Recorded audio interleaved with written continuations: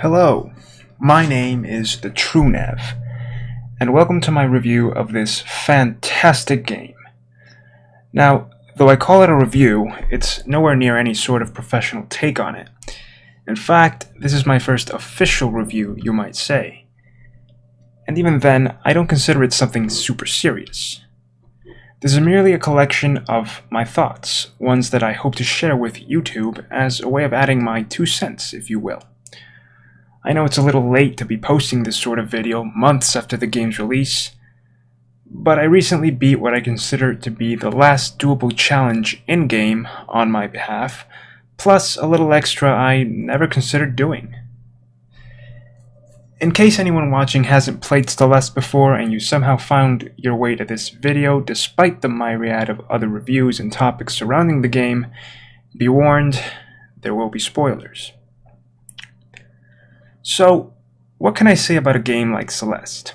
This is a game that touched me in a very profound way while keeping things simple.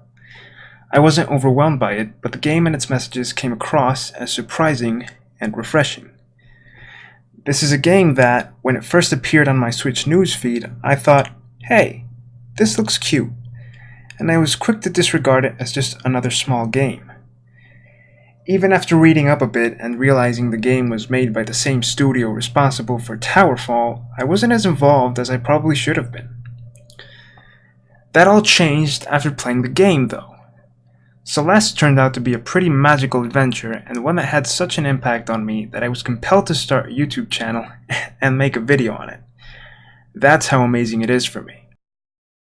In this collection of thoughts, I won't be touching on the psychological or philosophical aspects regarding the game, at least not as thoroughly as many other channels have. Instead, I will be talking about what made the game special for me, and I split those up into 3 categories. The first is the story. This includes the world building, script, art, music, and the characters. The second is the symbolism and the themes involved, as well as characterization. And the third is the game itself, and this category includes, obviously, the gameplay, as well as the difficulty of said gameplay. When you start the game, you're presented with a simple premise. A young woman by the name of Madeline arrives to a mountain named Celeste with the sole objective of climbing it. That's it. That's the core of it all. The prologue level teaches you the basic mechanics while giving you a brief look into Madeline herself. Here we also get the first taste of the gorgeous pixelated art style as well as the music. Those are the 4 things that immediately stand out. Most people of a certain age grew up on games that featured pixelated art. This was before the era of polygons and its subsequent evolution into what we know today. So, to those people, the art style in Celeste will have not just caught their attention, but also inspired a bit of nostalgia for a time when games could convey so much in what seemed like so little. Add to it the amazing soundtrack, and you've got a winning combination. The music in Celeste is stunning, and while they weren't immediately catchy tracks, they did sort of sneak up on me. Slowly but surely, I fell in love with the game's tracks, and that has a lot to do with how repetition is involved in the game, but more of that in a bit. Going past the prologue and into the first chapter, we get a new taste of things to come, in the form of a level that acts as a good guideline for the rest of the game. A lot of what you learn there is applicable in all other levels in the game. As you traverse the desolate city, you can't help but wonder where you are or how this place came to be. We associate most game worlds with fiction, especially when they are as extravagant as Celeste's overworld seems to imply. And while the setting is fictional, we soon meet the first real character, and perhaps one of the greatest components of the entire journey, Theo. He's a charismatic character that jumps out of the screen upon the first few interactions, and you can tell pretty quickly how much fun he is. The man is witty, cool, and laid back. And through him we learn that the game is set on Earth. He's from the States, and the mountain itself is in Canada. We get a good amount of world building in a couple of short conversations, and in them we also get another glimpse at Madeline. Now, I've always been curious about psychology and what makes people tick. So it came as no surprise when, upon seeing how Madeline reacted to Theo, how she responded, and the kinds of things she said, I already found myself trying to guess the story, or at least, who she was. At this point, we're nowhere near far into the game, and yet we can already see how much love and dedication was put into it. The characters have casual, fluid conversations. It doesn't feel scripted. And that's what makes a good script and good characters, that sense of being able to relate to them, even if only on the surface. She seems nice, or he's cool, that sort of interaction. Enter the second chapter. Here, the game starts involving and delving us into a few of the mysteries surrounding the mountain. The old lady at the start of the game also mentioned it, but you don't know what to expect other than what you're shown. And it's in this chapter that something truly weird happens. And it's in this chapter where I felt engaged by the game. At one point in the level, Madeline stares into a mirror and something stares back. That something ends up shattering the mirror and springing forth before escaping. Essentially, her reflection escaped. Later on, you encounter her again, and this time she reveals what exactly she is. A part of you. And that's her name, Part of You. Though not entirely explicit at that point, it's easy to ascertain that she's literally Madeline's dark side, the things she represses or doesn't like about herself, the voice of self-doubt. And she is the most powerful tool the game has for delivering the story and the message, as well as the mountain itself. There's one last character to behold in the game, and that's Chapter 3's Oshiro. There's not much to say about Oshiro, and at the same time, there is so much to say about Oshiro. Initially, he comes off as creepy, obsessive, and manipulative, but also really quirky and awkward in a cute kind of way. At first, I was on edge, thinking he might be bad, but as the chapter progresses, you realize he isn't all that bad, just misunderstood. He is also very important because of the lore and mystery the mountain evokes, and also for understanding the themes the game was going for. If, by Chapter 3, they weren't already a little apparent, Oshiro blows the lid open, and his dialogue is just another example of the amount of care and attention to detail that went into fabricating and breathing life into Celeste's characters. Later on in the story, there's a level that helps to further shed light on Madeline and Theo, who has decided to join her on the ascent. We learn that Madeline suffers from depression and panic attacks, and it's then that you see, hear, read, or whatever you want to call it, an echo of the first message you receive after the prologue. Just breathe, Madeline.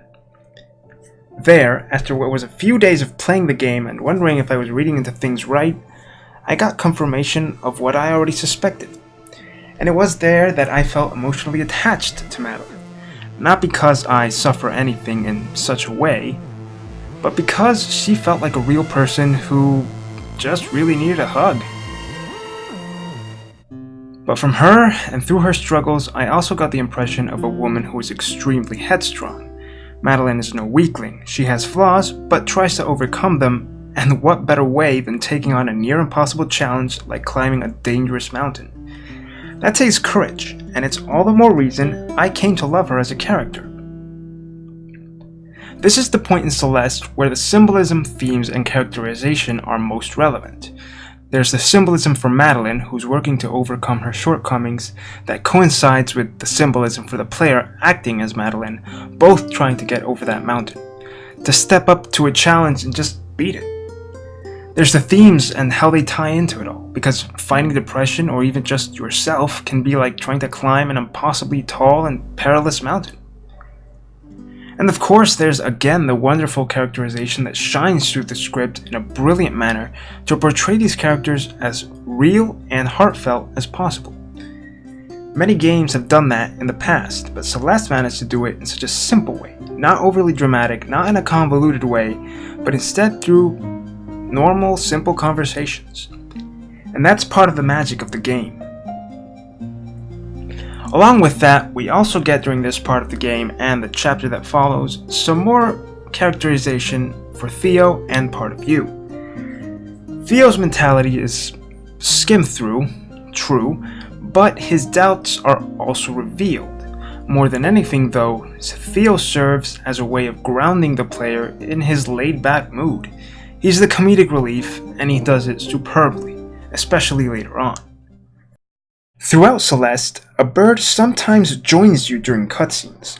The bird is the one that helps you the most, objectively speaking, as it is the one that literally gives you tutorials. He has been referred to as the best character by some people. In my opinion though, Theo is the true MVP. And yet neither bird nor man can stand against the character I thought was the best in terms of characterization, utility, and just a sick way of toying with gamers' expectations, Part of You. I love her. She may be the negative parts of Madeline, but she came across as such a sassy character, as one who didn't hold her tongue and just said things for what they were, and near the end of the story assumes her role as such a pivotal part of it, and Madeline, that it's hard not to love her. The sassiness was adorable, the sound effect used for her voice was adorable, and all throughout the game, I wanted to hug her too. Except at the end of Chapter 2, because no, and no. So far, I've talked about the characters and script because that's 80% of what made Celeste an unforgettable experience for me. The art and music is in there too, but finally, I can get to the gameplay, its difficulty, and how I felt passing it. The game is comprised of 7 actual levels and an 8th level that is unlocked after beating the story. That is to say, the epilogue. Each of the levels were carefully crafted to exude that feeling of being where each one is located, along with the themes that tied into each level and their appropriate difficulty.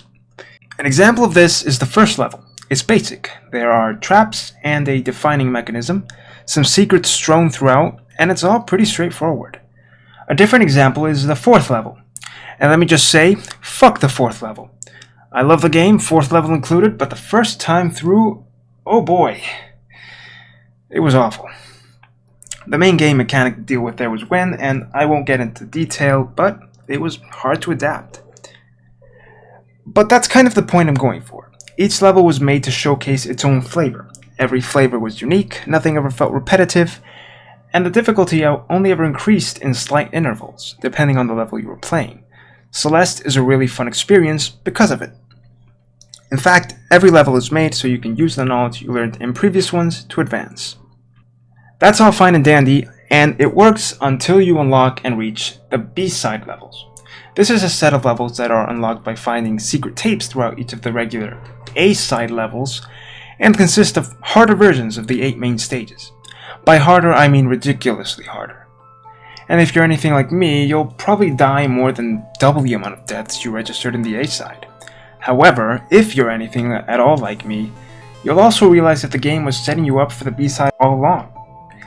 This is most notable with the epilogue chapter that I thought was hard, and not just the first time through, it's always hard. But Celeste's developers happened upon a neat formula for getting over the difficulty curve in their game by making everything progressively harder at a measured pace. It wasn't easy one level and then harder the next, it was fluidly challenging. Plus, every death seemed to entice you to keep going, because you know you can do it. And that's where the music really kicks in and burrows into your brain. The more you repeat a level, the more that music just plays along with you. That's what makes the B-side levels all the more exciting, along with their added difficulty. They're insane until you get used to them. After that, it's just a matter of applying trial and error until you beat the levels. And just when you think it's over, hell opens up a third path. The seaside levels. Even harder, but way shorter. More doable, I'd say.